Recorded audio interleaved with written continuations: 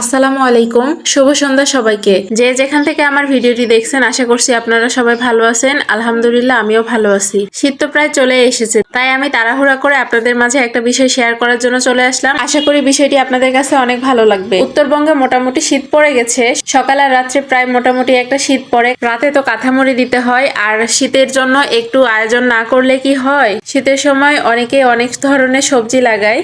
তো আজকে আমি একটা কাজ করব, সেজন্য তাড়াহুড়া করে সকালে নাস্তাটা করে নিচ্ছি। আর আজকে সকালে নাস্তার জন্য দুটো ডিম পোস্ট করে নিচ্ছি মা মেয়ের জন্য, আর সাথে চা আর টোস্ট। তো আমি কিছুদিন আগে একটা তাওয়া নিয়েছি, আর এই তাওয়াটা নিয়ে প্রায় মুসিবতেই পড়ে গেছি। তাওয়াটা একটু ঘষাঘষি করে ধোয়ার পরে কিন্তু অন্য কিছু ভাজা যাচ্ছে না, একদম লেগে যাচ্ছে। তো সকালে নাস্তার জন্য আমি ডিম পোস্ট করে নিচ্ছিলাম, আর এই ডিম পোস্ট করতে গিয়ে কিন্তু একটা বিপত্তি বেঁধে গেছে। ডিম পোস্ট গুলা করার সময় আমি উল্টাতে পারতেছিলাম না, সব একেবারে লেগে যাচ্ছে। সেজন্য একদম উঠাতে উঠাতে রাগ করে সবকিছু ঘেটে দিয়েছি, আর ঘেটে দিয়ে এভাবে ঝুরা ডিম ভাজি করে নিয়েছি। আর চাটা আমি আগেই করে রেখেছিলাম, আবার একটু গরম করে নিচ্ছি। আগে করে রাখার জন্য একটু ঠান্ডা হয়ে গেছিল। আর চায়ের সঙ্গে টোস্ট আর এই তো ডিম পোস্ট, দু মা মেয়ে সকালের নাস্তা কমপ্লিট করে নিলাম।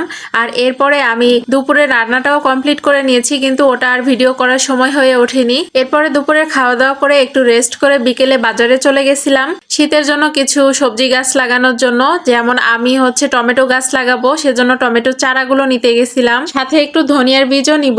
আর বাজারে গিয়ে অনেক কিছু কেনাকাটা করেছি, কিন্তু সেগুলো ভিডিও করার সময় পাইনি।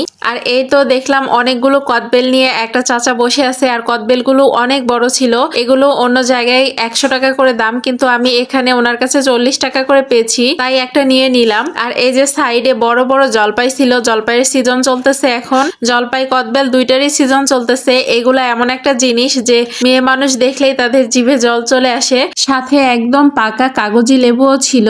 আর একটু ভাবলাম যে ভিডিও করে নি। তো টমেটো চারাগুলো আমি পেয়ে গেছিলাম। এরপরে বাসায় আসতে আসতে সন্ধ্যা হয়ে গেছে, সেজন্য রাতে টমেটো চারাগুলো লাগাচ্ছিলাম। তো আমি এদিকে টমেটো চারাগুলো লাগাচ্ছি, আর আমার মেয়ে ভিডিও করছিল।